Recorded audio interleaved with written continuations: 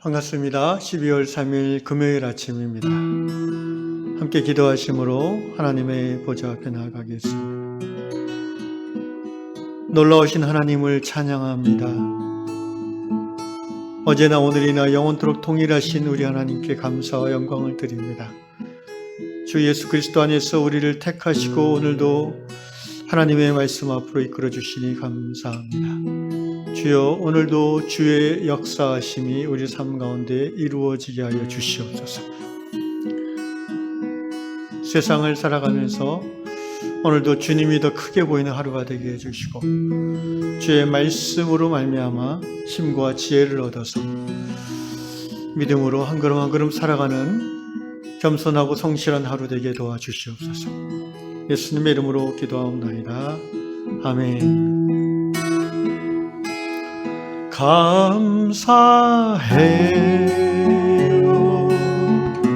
주님의 사랑, 감사해요 주님의 은혜, 감사해요 감사해요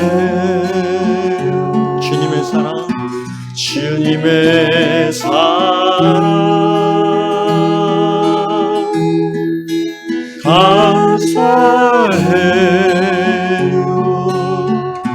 주님의 은혜. 목소리 높여 주님을 영원히 찬양해요. 너의 전부이신 나의 주님, 감사합니다. 감사해요 주님의 사랑, 감사해요 주님의 은혜. 목소리 높여 주님을 영원히 찬양해요. 너의 전부이신 나의 주님. 목소리 높여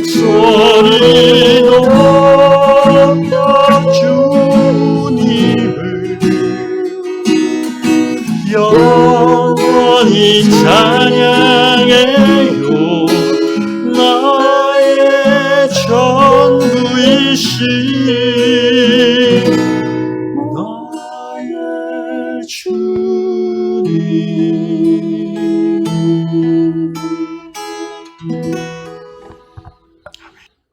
아멘. 주님 감사합니다. 오늘 하나님께서 주시는 말씀은 시편 22편 1, 2, 3절 세 절 말씀 다 보겠습니다. 시편 22편 1, 2, 3절입니다. 내 하나님이여 내 하나님이여 어찌 나를 버리셨나이까. 어찌 나를 멀리하여 돕지 아니하시오며 내 신음소리를 듣지 아니하시나이까. 내 하나님이여 내가 낮에도 부르짖고 밤에도 잠잠하지 아니하오나 응답하지 아니하시나이다. 이스라엘의 찬송 중에 계시는 주여, 주는 거룩하시니이다. 아멘. 오늘 다락방 이야기는 미국 텍사스주에 사는 얼론드라 형제의 간증입니다. 형제가 고등학교 졸업반일 때에 친한 친구들을 통해서 성경 공부 모임에 초대를 받았습니다. 갈지 말지 결정을 못하고, 왜냐하면 형제는 믿는 크리스찬이 아니었기 때문에 고민하다가 자기하고 친한 친구들이 거기 좀 있어서 그들을 봐서 이제 할 수 없이 갔었습니다. 근데 첫 시간 이제 성경 공부 자리에 앉아 있는데 찬양을 했다고 합니다. 처음 들어보는 노래이지만 찬양 가운데 알론드라 형제가 이렇게 써놨습니다. 나는 이전에 한 번도 경험하지 못한 기분이 느껴졌다. 뭔가 좋은 의미죠. 그러면서 첫 번째 성경 공부 모임을 참여했고 그 후로 계속해서 그 모임을 나가게 됐고 이제는 교회의 멤버가 되어서 예수님을 사랑하는 크리스찬이 되었다는 그런 고백입니다. 저는 이 형제의 이야기를 읽으면서 한 가지 이제 깨달아지는 게 있었습니다. 그것은 뭐냐면은 우리가 예배 시간에 이제 찬양을 드리지 않습니까? 그런데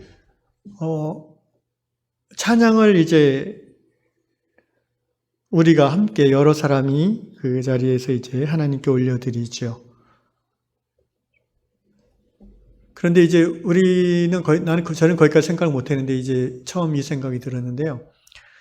하나님은 우리의 찬양을 받으시면서 동시에 우리의 찬양을 통해서 또 하나님의 역사를 이루어 가신다라는 것입니다. 여기 형제가 처음 성경 공부 모임에 참여했을 때에 형제의 마음을 처음으로 터치한 것은 바로 함께하는 다른 크리스찬들의 찬양이었어요.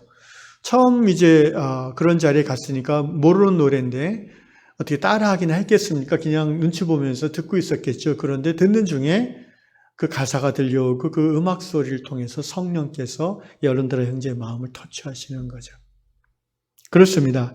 우리는 하나님을 경외하는 백성으로서 예배의 자리에 나와서 정말 순수한 믿음으로 하나님을 찬양합니다. 내 찬양이 누구에게 들려지는 것을 신경 쓰지 않지요. 그런데 그것이 사실 올바른 예배자의 모습이기도 하지요. 믿음으로 온전히 찬양 드리는 것입니다.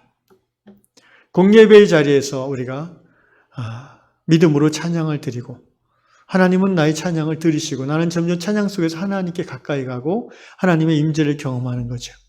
그런데 하나님은 나의 찬양을 받으실 뿐 아니라 내 찬양을 통해서 우리의 찬양을 통해서 순전한 믿음으로 드린 그 찬양의 소리를 통해서 아직 믿음 없는 지체에게 역사하실 수 있다는 것입니다. 이 말씀 듣고 또 여러분 예배 시간에 찬양을 좀 잘하겠다 그렇게 해서 생각하시는 것은 제대로 받아들이는 것이 아니죠. 더욱더 하나님을 향해서 갈급한 심령으로 순전한 믿음으로 찬양해야 되겠다라는 고백을 우리가 해야 될 것입니다. 공예배의 자리에서도 마찬가지고요. 우리가 아침 묵상 홀로 보통 하실 텐데 혼자 있는 자리에서 그 시간에도 우리가 찬양을 드리지 않습니까? 순전한 믿음으로 하나님께 찬양 드릴 때에 여러분 하나님께서 이 찬양도 또한 사용하실 수 있는 줄로 저는 믿습니다. 시공간을 초월하시는 하나님의 성령께서 우리가 찬양 드릴 때 곧 그 찬양이 우리의 갈망이고 기도이겠죠. 그 찬양 시간에 하나님께서 성령께서 다른 어떤 우리의 기도가 닿기를 원하는 사람에게 찾아가시고 역사하실 수 있습니다. 제가 신우의 예배를 인도할 때 이런 고백을 가끔 드리게 됩니다. 예를 들어서 한 24층 건물 이제 지하에 있는 회의실에서 모여서 예배를 드리는데요. 한 서너 명 모여서 예배를 드립니다. 그런데 우리의 찬양은 이제 그 공간에 딱 갇혀서 더 올라가진 않겠지요. 그러나 이렇게 기도합니다. 하나님, 우리가 찬양할 때에 이 건물 전체에 하나님의 성령께서 운행하시고 역사하셔서 하나님을 찾는 갈급한 자의 심령을 하나님 터치해 주십시오. 이렇게 기도하고 찬양할 때가 자주 있습니다. 그렇습니다. 하나님은 우리의 생각을 초월하셔서 당신의 역사를 이루어 가시는 좋으신 하나님이십니다.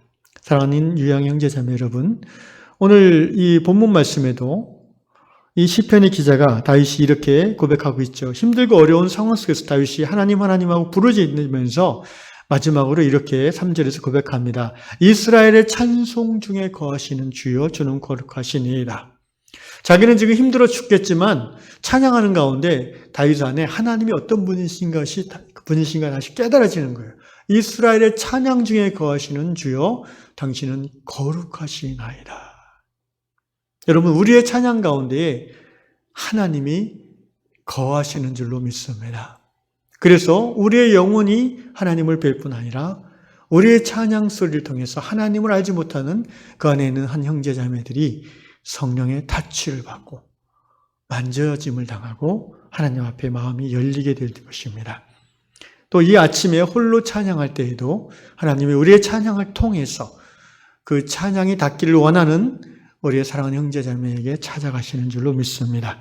그런 하나님에게 집중하는 찬양 드리는 예배가 될 수 있기를 주 이름으로 축원합니다. 기도하겠습니다. 이스라엘의 찬양 중에 거하시는 주여, 주는 거룩하시니이다. 우리가 삶의 어떤 자리에서 하나님을 경배하고 찬양할지라도 하나님, 우리의 그 찬양의 근거가 되는 믿음을 통해서 하나님 역사하시고 일하시는 줄로 믿습니다. 특별히 위안 공동체가 모여서 찬양 드릴 때에 주여, 우리의 찬양을 통하여 영광을 받으실 뿐 아니라 우리의 찬양을 통하여 각 사람에게 임재하여 주시옵소서. 예수님의 이름으로 기도하옵나이다. 아멘.